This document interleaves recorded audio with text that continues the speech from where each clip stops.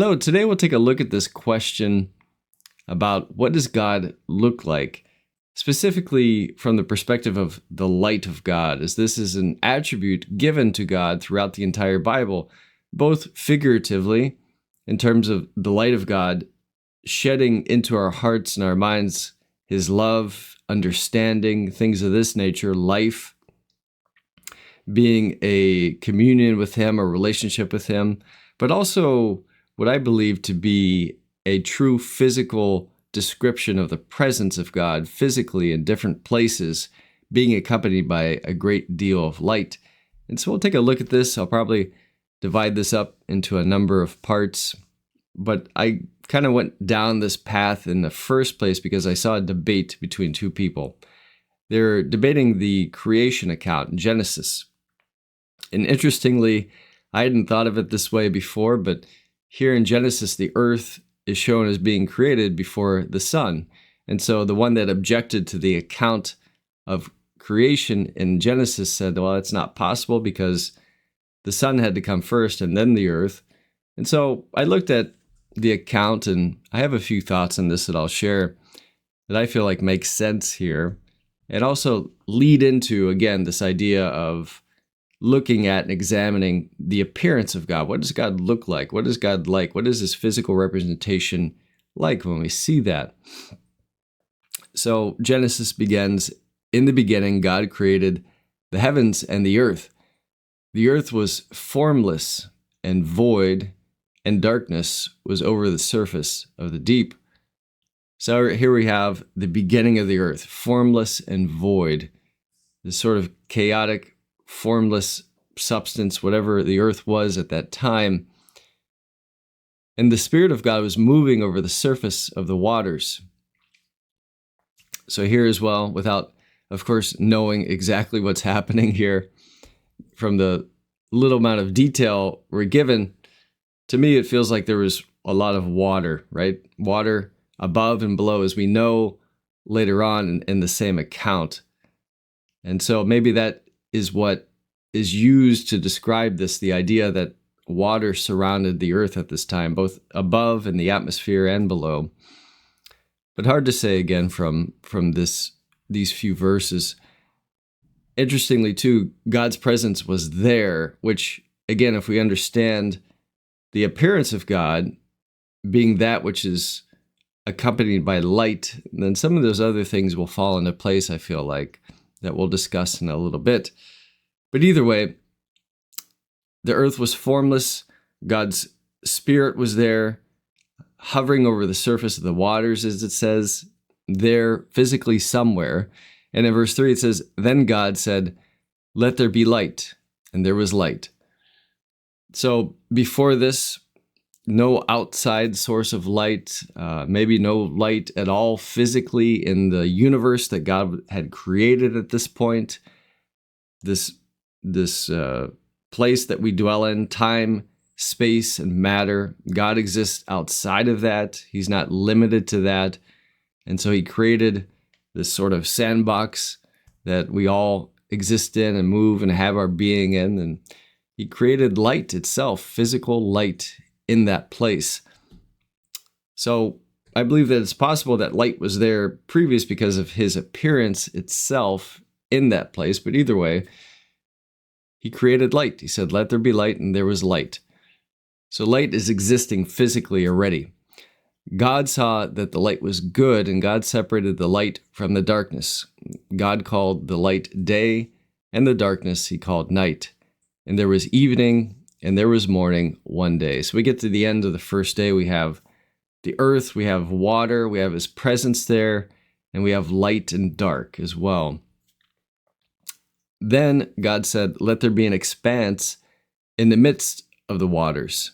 So again, if we picture the globe of the earth surrounded by waters, waters above in the sky, and also the water being from sky all the way down to the surface of the earth itself and to the depths of the waters on the earth, the Lord here creates the sky as we know it, or as the heavens, the in between the water or the oceans and the water at that time that was still bound in the atmosphere above. So he says, let there be an expanse in the midst of the waters. He separates them, and let it separate from the water. Let it separate the waters from the waters. So the waters in the sky above in the atmosphere versus the waters below. And of course, this comes into play later as we know what happens with Noah, that the waters opened up above, that previous to that, it's often hypothesized that there was no rain as we know it, but that the atmosphere itself was consistent with the waters that were still above until that time when it all fell down. Now that's, again, going beyond the detail that we're giving explicitly in the Bible, but that's something that's commonly thought of. In verse 7, it says, God made the expanse and separated the waters which were below the expanse from the waters which were above the expanse. And it was so. So again, we have the sky, we have air here in between land and sky above. God called the expanse heaven, and there was evening and there was morning, a second day. So we have day 2 here with the sky being created and this expanse of waters above and below. Then God said, let the waters below the heavens be gathered into one place, and let the dry land appear. And it was so. So here he creates the oceans, the continents, the dry land. God called the dry land earth, and the gathering of the waters he called seas. And God saw that it was good. Then God said, let the earth sprout vegetation, plants, yielding seed, and fruit trees on the earth, bearing fruit after their kind, with seed in them. And it was so. So we have the land, we have the sea, and plants and vegetation after that. The earth brought forth vegetation, plants yielding seed after their kind, and trees bearing fruit with seed in them after their kind. And God saw that it was good. There was evening and there was morning, a third day. Then God said, let there be lights in the expanse of the heavens to separate day from night, and let them be for signs and for seasons and for days and years. And let them be for lights in the expanse of the heavens to give light on the earth. And it was so. So again, interestingly, this is where my mind starts to try to connect different things together, thinking that he created light previous to this in the universe at the beginning of this chapter, that he himself, as we'll examine, is light and sheds forth light wherever he is physically. And so we have that idea of, again, that the earth was created first and vegetation and then the sun after that. But yet there was still light there because his presence was there as well. So he says in verse 16, after that, God made the 2 great lights, the greater light to govern the day, being the sun, and the lesser light to govern the night. He made the stars also. So again, we have all these heavenly bodies of these lights, the sun, the moon being the most prominent, of course, from our perspective, but all the stars, the myriad of stars and galaxies after that as well. God placed them in the expanse of the heavens to give light on the earth, and to govern the day and the night, and to separate the light from the darkness. We know, however, there was a separation of light and darkness, generally speaking, at the beginning of the chapter again, but this was, from our perspective, based on these heavenly bodies. God placed them in the expanse of the heavens to govern the day and the night, to separate light from darkness, and God saw that it was good. There was evening and there was morning, a fourth day. So again, this account in Genesis is so interesting because there's enough detail to really give us some insight into what happened, but yet there's so much more that would be interesting to know exactly how everything took place perfectly. We don't know, of course, everything in great detail, which is, again, what makes it so beautiful and interesting.